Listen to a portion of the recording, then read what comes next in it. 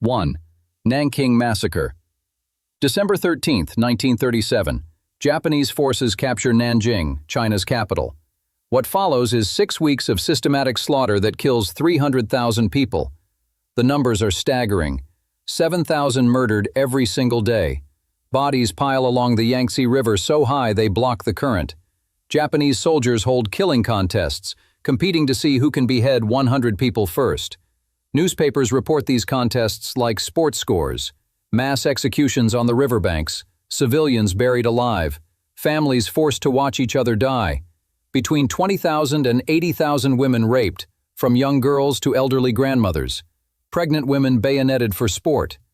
A Nazi businessman named John Rabe creates a safety zone that saves 200,000 lives. Yes, a member of the Nazi Party saving Chinese civilians from Japanese soldiers. History is full of these dark ironies. 1/3 of the city burns.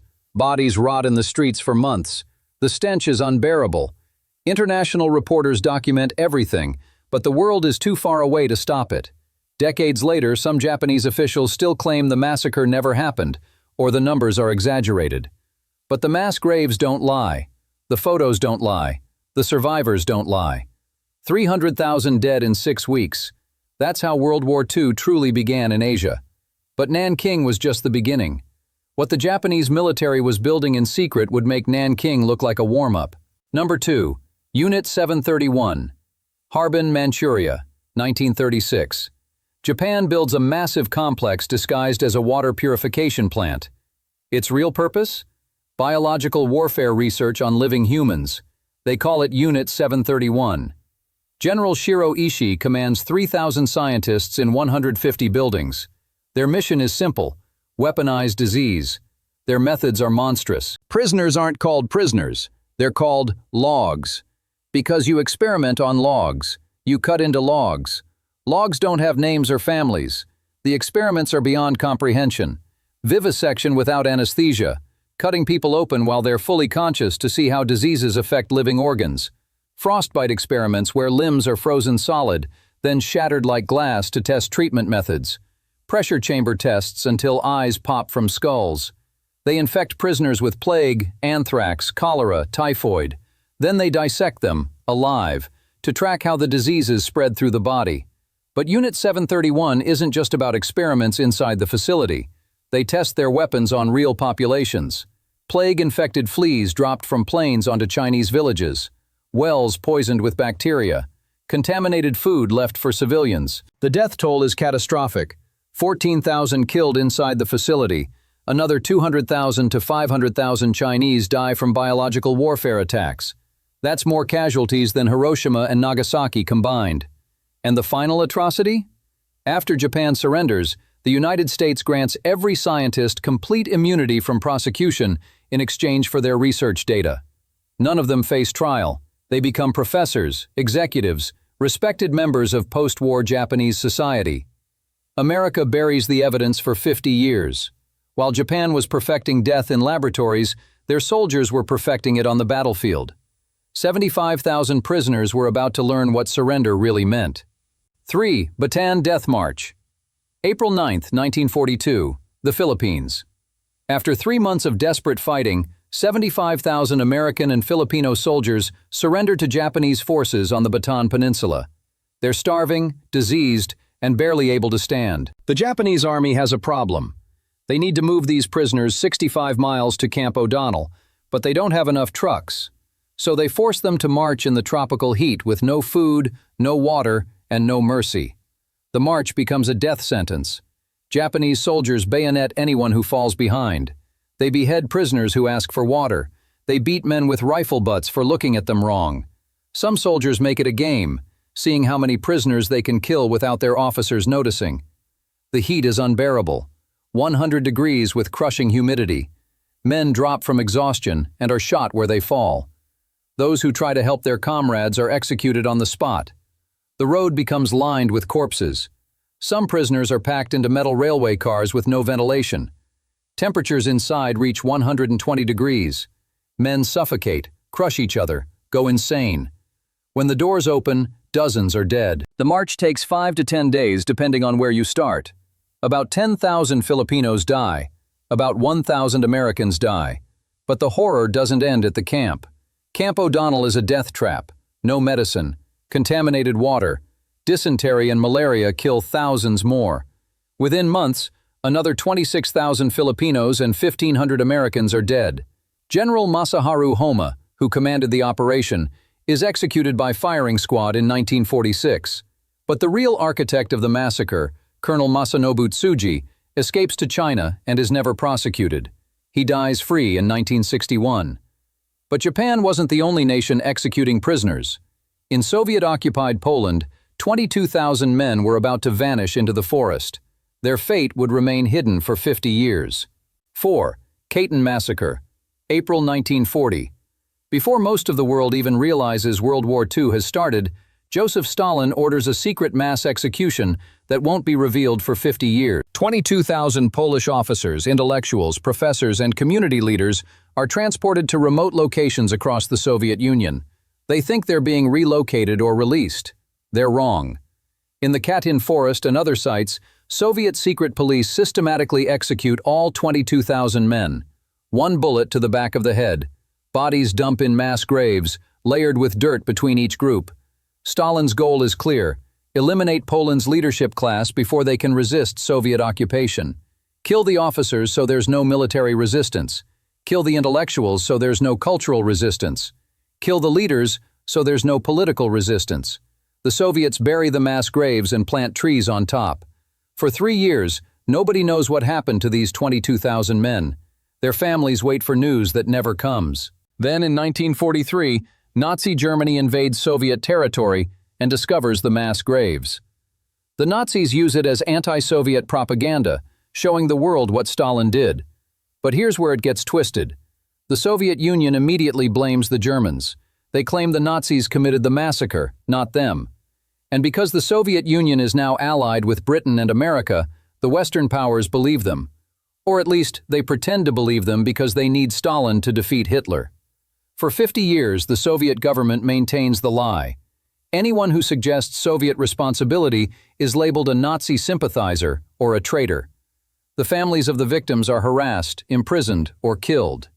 It's not until 1990, half a century later, that the Soviet Union finally admits the truth.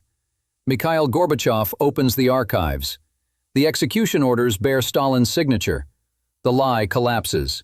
22,000 men murdered, 50 years of deception. That's the Katyn Massacre. While the Soviets were burying their crimes in Polish forests, the Japanese were about to unleash something even worse on the Philippines. 100,000 civilians had 1 month to live. Number 5. Manila Massacre, February 1945. American forces advance toward Manila, the capital of the Philippines. The Japanese know they're defeated, so they decide if they can't keep Manila, they'll destroy it, and everyone in it.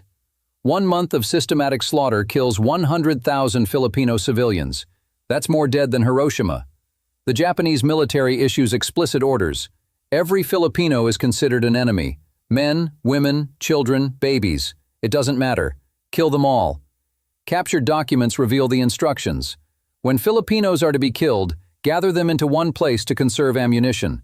Dispose of bodies in houses scheduled to be burned, or throw them into the river. They execute entire families together. They lock civilians in buildings and set them on fire. They bayonet patients in hospital beds. They shell the Red Cross building filled with wounded. Churches become death traps. Soldiers force hundreds of civilians inside, then toss in grenades and gasoline. The lucky ones die from the explosions. The rest burn alive. Japanese soldiers go house to house, systematically killing everyone they find. Babies are thrown against walls. Women are raped, then killed. Men are tortured before execution. The Philippine General Hospital is destroyed by artillery fire. Hundreds of patients and medical staff die in the rubble. Soldiers execute survivors trying to escape. The Battle of Manila rages for a month. By the time American forces secure the city on March 3rd, Manila is obliterated. Only Warsaw suffers more destruction than any Allied capital during the war. 100,000 civilians dead. A city in ruins. Decades to rebuild.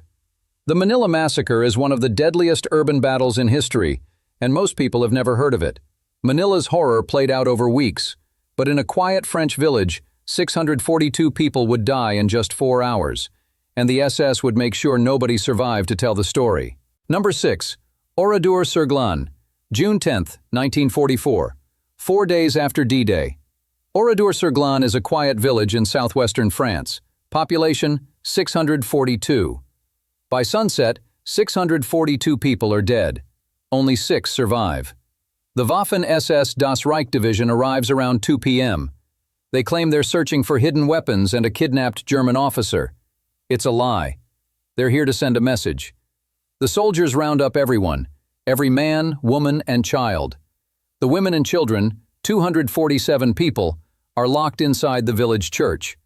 The men are separated into 6 barns around the village. At the barns, machine guns open fire. 190 men cut down in seconds. The soldiers pile straw on the bodies and set the barns on fire. A few men survive the bullets and try to escape. They're hunted down and shot.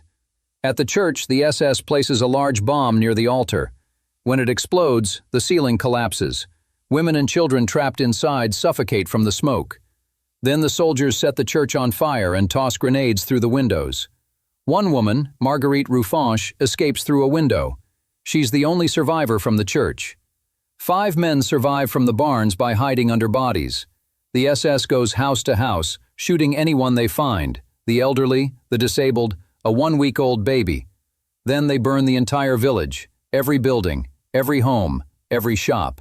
642 people murdered in 4 hours. 205 children dead. The youngest victim is 7 days old. After the war, Charles de Gaulle visits the ruins and orders, "Do not rebuild, let it stand as a reminder." Today, you can still walk through Oradour-sur-Glane, the burned cars, the melted bell from the church, the bullet holes in the walls. Everything preserved exactly as the SS left it. A permanent scar, a permanent memorial. 642 reasons to never forget. The SS killed 642 in France in 1 day. But in Ukraine, the Einsatzgruppen had perfected something far more efficient. 33,771 dead in just 48 hours. 7. Babyn Yar. September 29, 1941, Kiev, Ukraine. The Nazis have occupied the city for 2 weeks. Now they post notices ordering all Jews to assemble for resettlement. 33,771 Jews show up carrying their belongings. They believe they're being relocated to work camps. They have no idea they're walking to their deaths. The assembly point is near a ravine called Babyn Yar. Groups of Jews are marched toward it in waves. As they get closer, they hear gunfire. By then, it's too late to run. They're forced to strip naked. Their valuables, documents, clothing, everything is confiscated. Then, they're marched to the edge of the ravine in small groups. Einsatzgruppen soldiers with machine guns are waiting. The Jews are shot and fall into the pit. Layer after layer of bodies. When one layer is full, they cover it with dirt and start the next. This continues for 2 days straight. September 29th and 30th. 48 hours of continuous execution. 33,771 people murdered. That's 14,000 per day, nearly 600 per hour. The Nazis are efficient. They set up an assembly line of death. Strip, confiscate, march, shoot. Next group. The soldiers work in shifts because even mass murderers get tired. Some victims aren't killed by the bullets. They're buried alive under the bodies. The dirt piled on top suffocates them slowly. But Babyn Yar doesn't end after those 2 days. For the next 2 years, the ravine becomes an execution site for Soviet POWs, Romani people, Ukrainian nationalists, and anyone the Nazis want to eliminate. By 1943, the total death count exceeds 100,000. When the Nazis realize the Soviet army is approaching, they force prisoners to dig up the bodies and burn them to destroy evidence. The prisoners who do this work are then executed so they can't testify. For decades after the war, the Soviet Union refuses to acknowledge Babyn Yar was primarily a massacre of Jews. They just call the victims Soviet citizens. It's not until 1991 that a proper memorial is built. 33,771 murdered in 48 hours. 100,000 total. A ravine that became a graveyard. The Nazis perfected mass murder on the ground, but the Allies were about to show them what industrial-scale death looked like from the air. Dresden was about to burn. 8. Dresden Bombing. February 13, 1945. Dresden, Germany. A beautiful city of Baroque architecture and cultural treasures. They call it the Florence on the Elbe. It's also a major rail hub moving German troops to the Eastern Front. At 10:15 p.m., British RAF bombers arrive.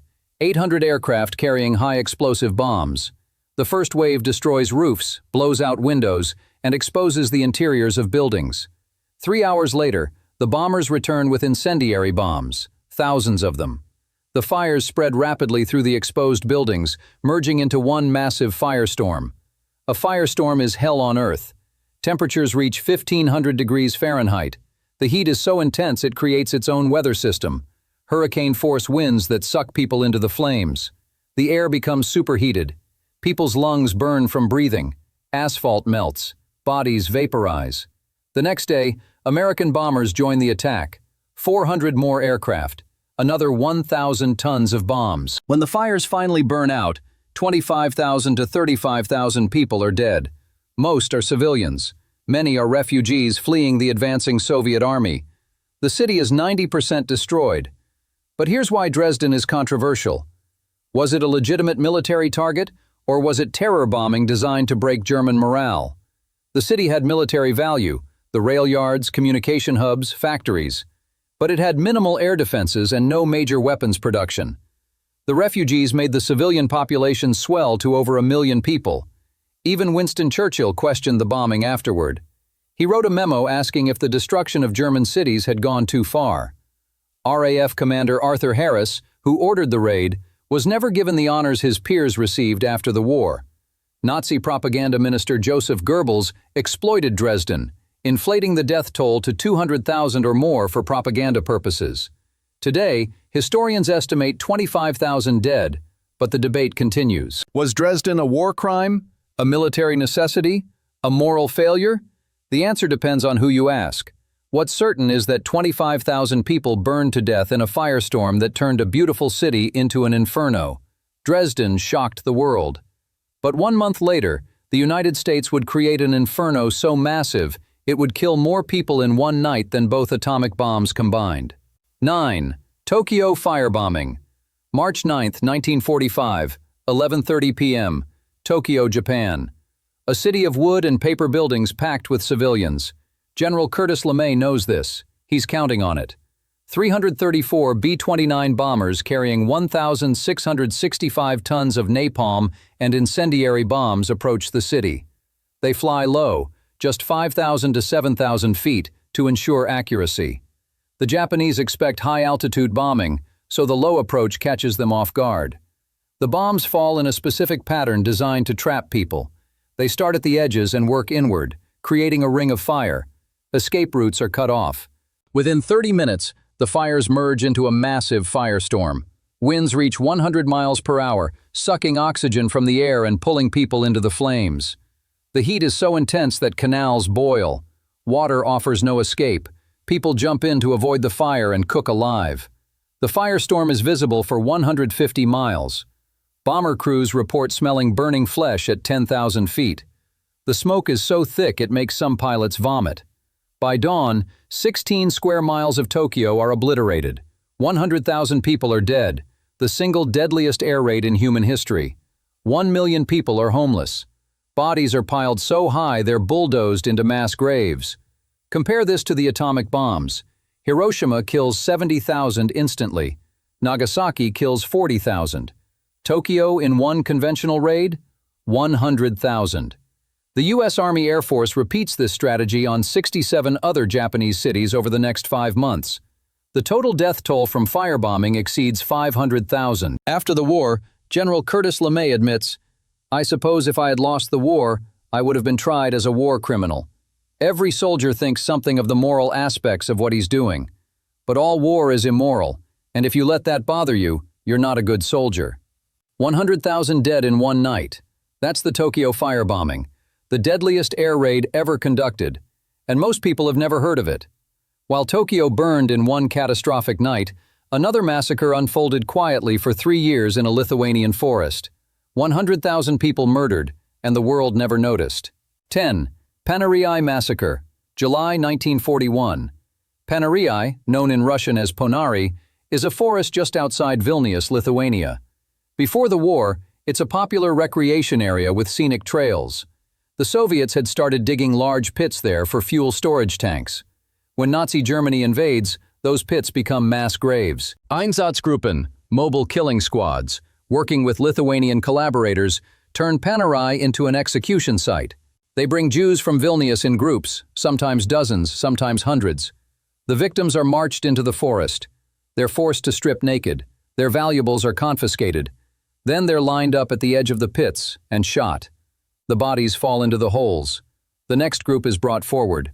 This continues for 3 years, week after week, month after month. 70,000 to 100,000 people murdered in this forest. Most are Jews, but Soviet POWs, Romani people, and Polish intelligentsia are also killed here. Before the war, Vilnius is 40% Jewish, about 60,000 people. It's called the Jerusalem of Lithuania because of its vibrant Jewish culture.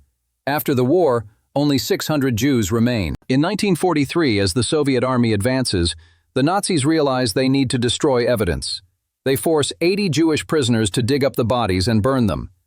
These prisoners work in chains, living in a pit, surrounded by rotting corpses and the smell of burning flesh.